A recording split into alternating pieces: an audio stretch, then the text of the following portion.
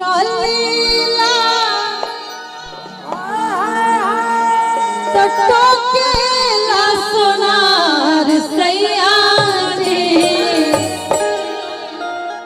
कि राह चलेला तो टोकेला सोनार सैया जी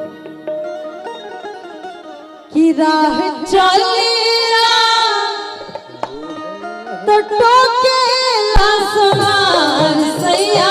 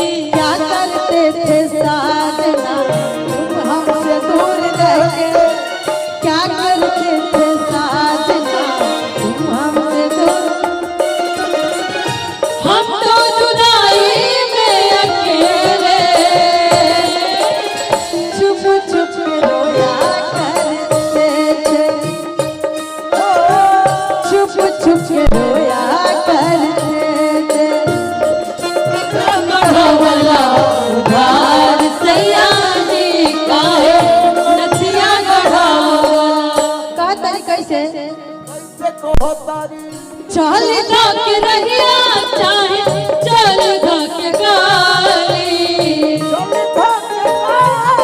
हो चल धक गाली कहला कि ने आवा आवा है न काली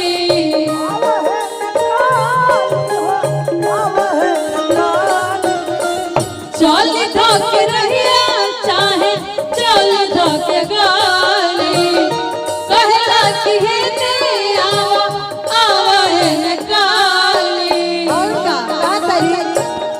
जदी करत होई हमारा से प्यार सैया जी करत होई हमारा से प्यार सैया जी जदी करत होई हमारा से प्यार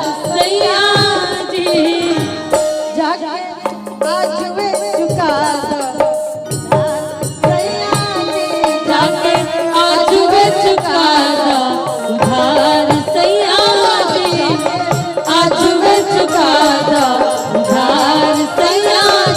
जाके आज वे चुका दो सैया जी जाके आज वे चुका दो उधार सैया बहुत बहुत धन्यवाद।